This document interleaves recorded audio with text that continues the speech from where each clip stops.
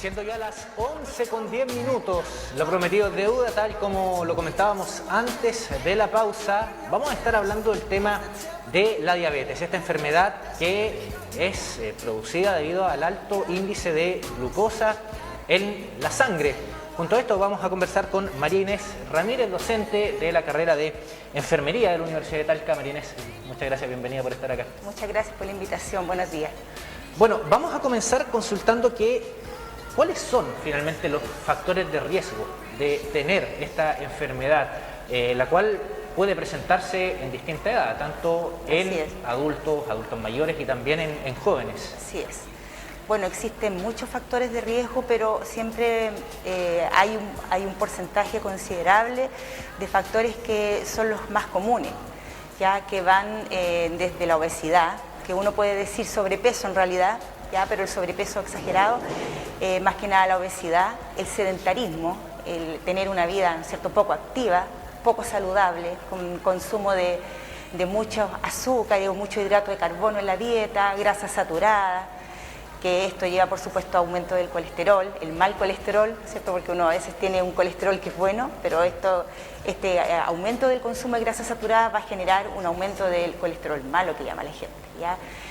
También el tener algún factor de riesgo en la familia, aumenta también el factor de riesgo de tener la enfermedad en un futuro, y por supuesto que la edad, llámese tener ya sobre 45 años, va a tener la persona más riesgo de tener la enfermedad que si es más joven, ¿cierto?, si es más delgada, si tiene una vida activa. Y por supuesto ya el adulto mayor también va a tener más riesgo que si no es cierto?, si estuviera en una etapa más joven. ¿Ya? Ahora, ¿cómo se puede finalmente detectar esta enfermedad? ¿Se realizan chequeos continuos? Porque también está el ámbito de que se habla de que muchas veces es hereditaria la enfermedad por abuelos, padres, a veces se saltan alguna generación de por medio, pero ¿es así? Sí.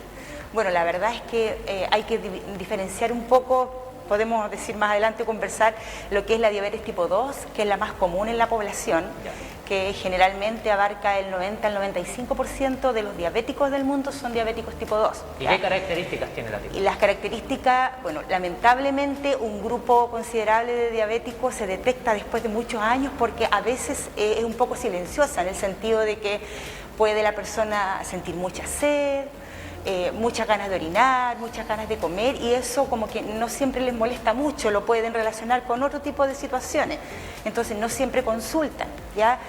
Se puede detectar a veces cuando están, no sé, hospitalizados por otro problema, porque los van a intervenir, ¿cierto?, a hacer una cirugía, o porque están con una neumonía, y por la pesquisa dentro del hospital o dentro de la cirugía se dan cuenta de que está con el nivel de glicemia muy elevado y se hacen chequeos y ahí se dan cuenta que la persona es diabética.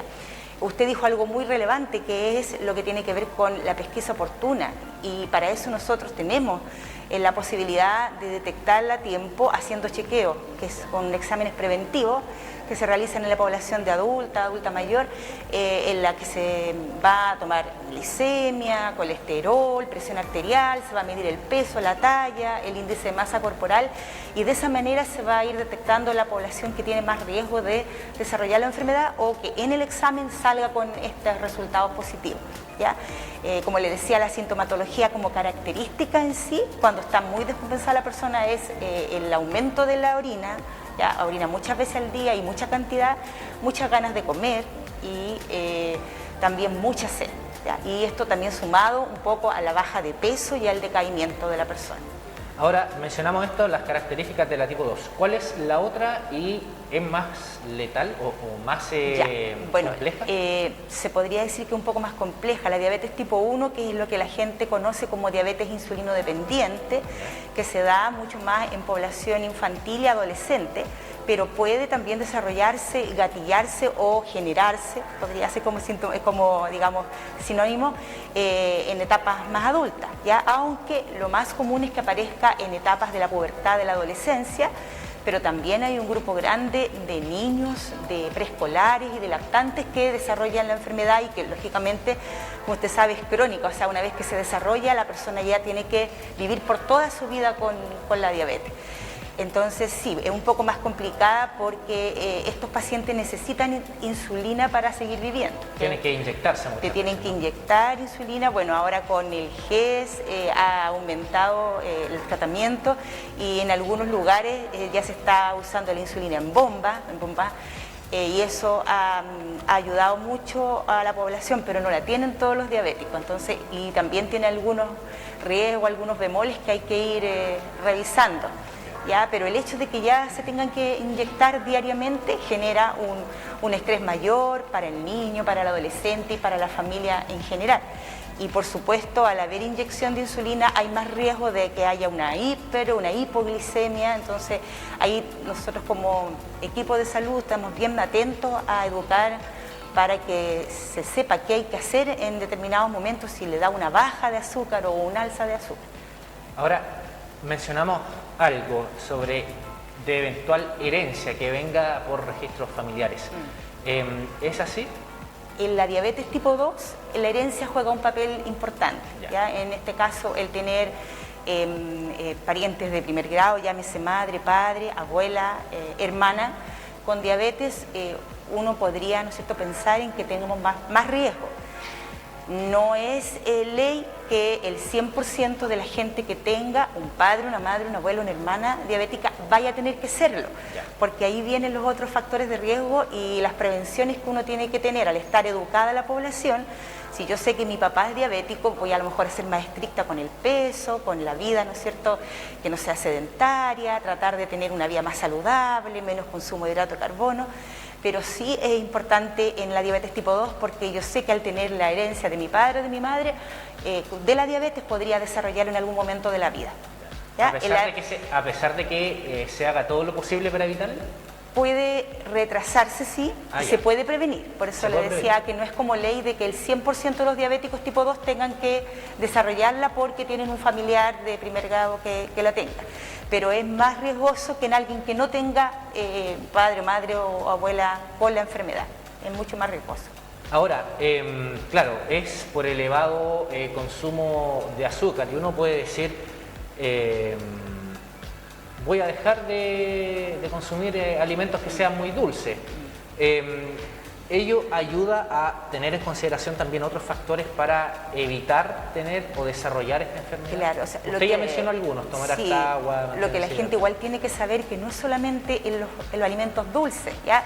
Los hidratos de carbono están presentes en las pastas, en el arroz, en las papas, en la harina, en las masas. Entonces, son todo lo que aumentan, ¿cierto?, los alimentos que tienen azúcares y que en algún momento se transforman en azúcar en nuestro cuerpo. ¿Ya? Entonces ahí hay que tener harto cuidado. Como usted dijo, es verdad que hay cosas como, sí, puede ser el tomar harto líquido, y si uno va a tener la posibilidad de tomar harto líquido, ojalá que sean líquidos con bajo contenido de azúcar, aguas de hierba, jugos naturales, a lo mejor no tan dulces. Si va a preferir o hacer un jugo natural, no le eche azúcar más encima al jugo, ¿cierto?, porque ya tiene la suficiente cantidad de azúcar la fruta. Eso puede ayudar, ya puede ayudar en parte. En las personas que tienen el factor de riesgo puede que retrase la aparición, pero si yo no me cuido en todos los otros aspectos que estábamos conversando, en algún momento la diabetes se puede hacer presente. ¿Ya? Entonces siempre hay que estar pendiente en la parte de los exámenes preventivos, como le decía, y ojalá estar chequeándose una vez al año, sobre todo si yo tengo el antecedente familiar de la patología. ¿Un niño puede desarrollar diabetes? Sí, un niño puede desarrollar ambos tipos de diabetes, pero la diabetes tipo 2 es la que va a ser por herencia, ¿ya? Si la familia está acostumbrada a consumir a lo mejor una dieta poco saludable, a ser sedentaria, ahora que vemos mucho, ¿no es cierto?, en nuestra población infantil, muchas horas frente a la televisión, a los videojuegos, esto va a tener un componente bastante relevante para que ese niño pueda desarrollar la diabetes en un futuro próximo, ¿ya? En la diabetes tipo 2. Pero la diabetes tipo 1 no tiene que ver mucho con la herencia. De hecho, los diabéticos tipo 1 generan siendo flacos, no teniendo antecedentes casi nunca en la familia de una diabetes, y se puede desarrollar por algo ambiental o algo autoinmune, ya que el organismo lo desarrolla por un estrés que ha tenido en su cuerpo, por una enfermedad muy severa, y esto provoca como la destrucción de las células que nosotros tenemos en nuestro cuerpo, que son las que generan la insulina interna o endógena, que es la que va a ir como degradando o va a ir manejando este metabolismo de los hidratos de carbono. Entonces ahí podría ser diabetes tipo 1, por causas desconocidas todavía, sí con un componente autoinmune, y diabetes tipo 2 por herencia más que nada, sumada a factores de riesgo que los llevan la familia. Ahora, para una persona que no tiene diabetes, ¿cada cuánto tiempo es recomendable realizarse chequeos? Y para una persona que lo tiene, obviamente, también lo mismo, ¿con cuánta frecuencia es la persona que no tiene diabetes idealmente es una vez al año, ¿ya? Eso sería como lo óptimo. Una persona muy delgada, a lo mejor con un muy buen nivel de vida, que no tenga ningún factor de riesgo, a lo mejor podría ser un poco más de tiempo, digamos, más espaciado lo que son los controles. Pero sabemos que al hacerlo una vez al año tenemos más posibilidades de detectar en algún momento la enfermedad.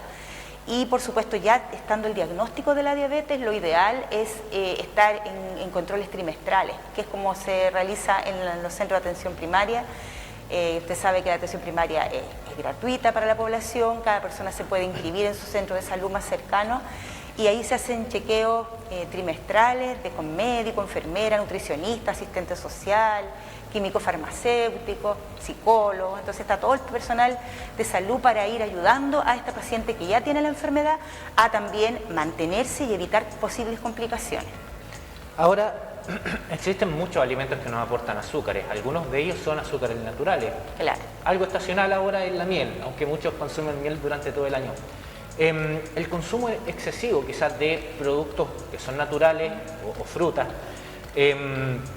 pueden también a la larga generar diabetes a pesar de que sean naturales. Podría ser el consumo excesivo. No Ya, vamos a decir que por el hecho de que yo tengo a lo mejor la costumbre de comerme una o dos frutas, que sabemos que es como lo natural, y lo sano para el cuerpo, consumir una, dos, tres frutas en el día. El tomarse de repente un té, en vez de echarle azúcar, echarle una cucharada de miel, sobre todo en este tiempo para el resfrío. Eso puede facilitar o prevenir, digamos, otro tipo de enfermedades, pero el exceso de estos alimentos es donde está el riesgo, ¿ya? Ahora, hay que siempre considerar que haya este consumo elevado de azúcares más los otros factores de riesgo, así como hay otras personas que a lo mejor, claro, que solamente por el hecho de consumir excesiva cantidad de azúcares naturales podría también gatillar una diabetes, ¿ya? Pero siempre hay que ir sumando y hay que ir viendo que esta persona tiene este factor de riesgo sumado a este otro factor de riesgo, y lo que lo hace más preponderante que tenga la enfermedad, ¿ya? Es verdad que son productos naturales, pero todo en su exceso también va a provocar el riesgo de desarrollar la diabetes. Ahora, existe también otro tipo de endulzante, aparte del azúcar, está la stevia, la sucralosa. ¿Son menos dañinos o también pueden generar...? La verdad es que no es que vayan a generar la diabetes, pero son permitidos en la diabetes para, digamos, reemplazar el consumo de azúcar, pero tampoco se tiene que consumir en forma excesiva. Por ejemplo, no porque yo tenga un endulzante puedo aplicarle 50 gotas a la taza de té. Que va a ser lo mismo que estar consumiendo claro, azúcar. quizá no va a dañar para específicamente la diabetes en sí, pero puede provocar otros problemas, ¿no es cierto?, de salud que se están estudiando, como problemas a la vista y otras situaciones que no viene al caso mencionarlas ahora. Pero todo en exageración va a provocar daño también, ¿ya? Ahora, la diabetes trae consigo otros problemas, o sea, sabido que el tema de la coagulación en la sangre demora mucho más tiempo a una persona con diabetes, la cicatrización de alguna herida, sí. Temas a la visión también, sí. Cataratas. ¿Qué otras complejidades en la salud tiene asociada la diabetes? Sí, la verdad es que la diabetes es una de nuestras enfermedades crónicas que acarrea muchas complicaciones, ya sea agudas y crónicas, ¿ya? Las agudas, llámese esas que son como más a corto plazo y que se provocan en un corto periodo de tiempo, y así como son en un corto periodo de tiempo también duran poco, o sea, pueden durar unos días, unas horas, pero tenemos las más comunes, que son las complicaciones crónicas, que van desde el infarto, enfermedades cardíacas, enfermedades cerebrales, y las más conocidas por la población y que lamentablemente tienen un porcentaje considerable de nuestros diabéticos que ya llevan unos años, que son las complicaciones de los pequeños vasos, como usted me decía, la retinopatía, que provoca ceguera a largo plazo o una disminución de la visión importante en la población. Tenemos la neuropatía diabética, que es a las terminaciones nerviosas, y aquí la más común es el famoso pie diabético, ¿ya? Que aparece una herida pequeñita que cualquier persona se le puede cicatrizar en unos días, en una semana. Sin embargo, el diabético, por este descontrol metabólico, puede estar por años, inclusive puede terminar en la amputación de la extremidad. Y tenemos la nefropatía diabética, que la nefropatía también en un porcentaje importante de diabéticos termina en una diálisis, y muchas veces los pacientes mueren, ¿no es cierto?, no de la diabetes en sí, pero mueren por las complicaciones que le acarreó esta enfermedad. Entonces ahí nosotros también nos preocupamos harto de educar a la población desde un principio, cuando comienza la enfermedad y cuando todavía no tiene, idealmente cuando se diagnostique no tiene las complicaciones, para evitar que llegue a estas complicaciones que son bastante severas e invalidantes también de poder realizar una vida después normal. María Inés, hay otro también de los que son llamados insulino resistentes, o que tienen resistencia a la insulina. ¿En qué consiste ese tipo de...? Bueno, el término insulino resistencia se genera, si usted me pregunta por eso, es como todos los diabéticos tipo 2 pueden tener un grado de insulino resistencia, ¿ya? Que significa que existe una cantidad de insulina en la sangre, pero que no es la suficiente, o que el organismo no está como capacitado para poder absorber o poder secretar la cantidad, o digamos, como decir, corregir la cantidad de glucosa que tiene en la sangre. ¿Y eso es algo biológico o quirúrgico? ¿Es biológico? Ah, biológico. O sí, o sea, lo puede tener la mayoría de nuestros pacientes diabéticos tipo 2, un porcentaje considerable, pero no es para todos, digamos, no es que todos los pacientes vayan a tener la misma cantidad de insulinoresistencia que otros. Sí se genera en un principio, cuando se hacen los exámenes y uno los detecta y dice, oh, este paciente tiene una insulinoresistencia, ¿ya? Y va a tener que entrar al programa de la diabetes, porque tenemos que tratar de manejar con dieta, ¿no es cierto?, con algunos fármacos, y otros van a tener que ya usar insulina desde un principio. Entonces es importante manejarlo, se detecta con exámenes, con la prevención, ¿no es cierto?, de realizar chequeos preventivos una vez al año, como decíamos, y tratar de mantener una dieta saludable ligada a la actividad física, que va a favorecer. Muchas veces con el paciente basta con que haga una cantidad moderada de ejercicio, o que camine 3 veces a la semana, unos 30 minutos, y ya esa insulinoresistencia se va disminuyendo. Y no es necesario que llegue a la insulina o que consuma algún tipo de hipoglicemiante o de medicamentos para controlarla. Pero otras veces sí, tiene que ser la dieta, más una alimentación saludable, más el tratamiento medicamentoso. Ahora, para las personas que padecen de diabetes y que tienen que estar inyectándose insulina cada cierto tiempo, eso es cuando les baja, ¿no? Les baja la insulina. Pero cuando es muy elevada. Lo que pasa es que los pacientes insulino requirentes, que vamos a hablar de ese término porque generalmente se habla más de insulino requirente, las personas que requieren de insulina para seguir viviendo pueden ser los diabéticos tipo 2, que en algún momento de su vida, por ejemplo, estuvieron con medicamentos solamente en el hospital, o siempre se han tratado con medicamentos vía oral y con dieta, pero están hospitalizados, les dio una neumonía, les dio una apendicitis, por X motivo, y eso va a generar que el nivel de glicemia y en la parte metabólica, ¿cierto?, se va a descontrolar más. Entonces, en algún momento de su vida, siendo a lo mejor diabéticos no insulino requirentes, van a necesitar de insulina para seguir viviendo, y ahí, o para, digamos, para mantenerse en este periodo, y ahí se les pone una dosis que es de mantención en el día, más una dosis de refuerzo, que es cuando tienen que comer, ¿ya? Pero el paciente, una vez saliendo a lo mejor de este cuadro severo, va a volver a sus controles y puede que después ya no requiera la insulina. Entonces, por eso se llama insulino requirente en algún momento. Puede que continúe con dieta, que continúe con sus hipoglicemiantes, pero por eso es importante seguir después del chequeo, porque a lo mejor sí va a necesitar seguir con una dosis adecuada, ¿cierto?, bien manejada de insulina, ¿ya? Ahora, mencionó que quizás uno de los síntomas para detectarlo es cuando uno come, digamos, continuamente, ¿no? O orina demasiado. ¿Cada cuántas horas es prudente consumir algún tipo de alimento? Como para tener en relación. Claro, lo ideal es que tengamos una alimentación que sea por lo menos 4 comidas al día con alguna colación. ¿Ya? Los diabéticos tienen otro sistema, ellos debieran comer 6 comidas al día, que significa 4 comidas y 2 colaciones. Y esto, por supuesto, de la mano a la cantidad de medicamentos o de insulina que usan. El diabético insulino requirente tiene otro manejo con la cantidad de porciones de alimento o de, digamos, de hidrato de carbono que el no insulino requirente. ¿Ya? Porque la insulina, como decíamos, es un poco más complicada su manejo y para evitar la hipoglicemia necesitamos, por ejemplo, que ese diabético que tomó 11 a las 8 de la noche tenga una colación a las 11, por ejemplo, a las 10:30 antes de dormir. ¿Ya? Y de esa manera se va regulando. Porque además ese diabético muchas veces usa insulina en la noche, entonces si se pone la insulina, su 11 fue baja, ¿no es cierto?, o con una poca cantidad de hidrato de carbono y no consumió colación al acostarse, lo más probable es que a las 4, 5, 6 de la mañana amanezca con una hipoglicemia o como nosotros mencionamos con una baja. ¿Ya? Y eso le va a provocar también mucha ansiedad, otras complicaciones, y aquí viene el círculo vicioso que el diabético que le da hipoglicemia por miedo no se pone la insulina, porque si se la pone le va a dar la baja que le dio la noche anterior. Entonces, por eso es muy importante que estén educados, que sepan la cantidad de veces.